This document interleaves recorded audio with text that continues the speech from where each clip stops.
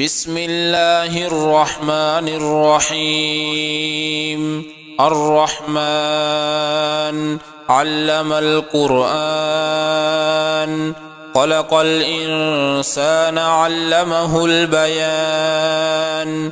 الشمس والقمر بحسبان، والنجم والشجر يسجدان. والسماء رفعها ووضع الميزان، ألا تطغوا في الميزان، وأقيموا الوزن بالقسط ولا تخسروا الميزان. والأرض وضعها للأنام، فيها فاكهة والنخل ذات الأكمام، والحب ذو العصف والريحان. فبأي آلاء ربكما تكذبان؟ خلق الإنسان من صلصال كالفخار، وخلق الجان من مارج من نار. فبأي آلاء ربكما تكذبان؟ رب المشرقين ورب المغربين، فبأي آلاء ربكما تكذبان؟ مرج البحرين يلتقيان، بينهما برزخ لا يبغيان. فبأي آلاء ربكما تكذبان؟ يخرج منهما اللؤلؤ والمرجان. فبأي آلاء ربكما تكذبان؟ وله الجوار المنشآت في البحر كالأعلام. فبأي آلاء ربكما تكذبان؟ كل من عليها فان، ويبقى وجه ربك ذو الجلال والإكرام. فبأي آلاء ربكما تكذبان؟ يسأله من في السماوات والأرض، كل يوم هو في شأن. فبأي آلاء ربكما تكذبان؟ سنفرغ لكم أيها الثقلان. فبأي آلاء ربكما تكذبان؟ يا معشر الجن والإنس إن استطعتم أن تنفذوا من أقطار السماوات والأرض فانفذوا، لا تنفذون إلا بسلطان. فبأي آلاء ربكما تكذبان؟ يرسل عليكما شواظ من نار ونحاس فلا تنتصران. فبأي آلاء ربكما تكذبان؟ فإذا انشقت السماء فكانت وردة كالدهان. فبأي آلاء ربكما تكذبان؟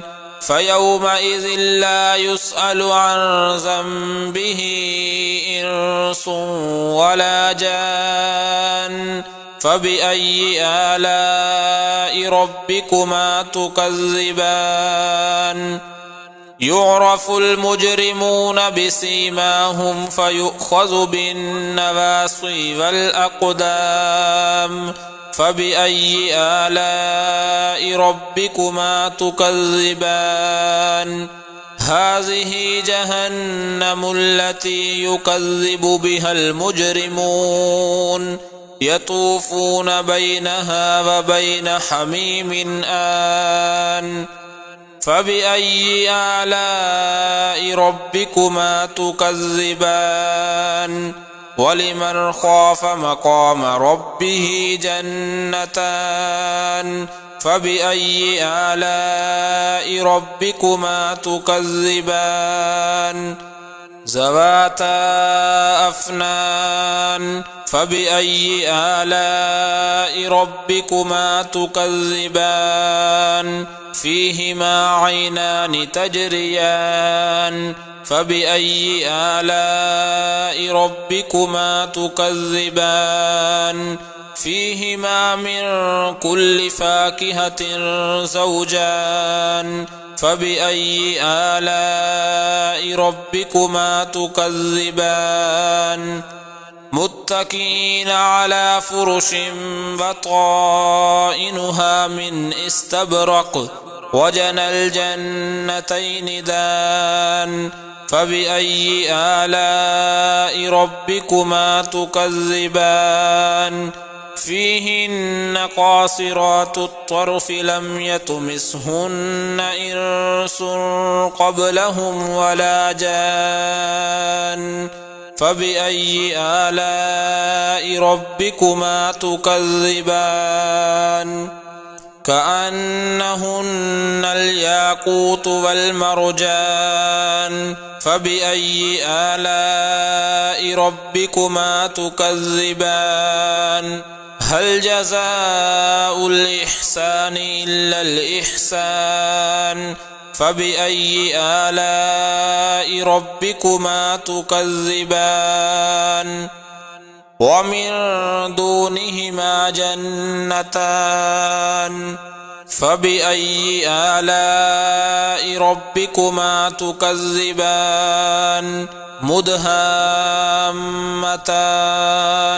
فبأي آلاء ربكما تكذبان فيهما عينان نضاختان فبأي آلاء ربكما تكذبان فيهما فاكهة ونخل ورمان فبأي آلاء ربكما تكذبان فيهن خيرات حسان فبأي آلاء ربكما تكذبان حور مقصورات في الخيام فبأي آلاء ربكما تكذبان لم يطمثهن إنس قبلهم ولا جان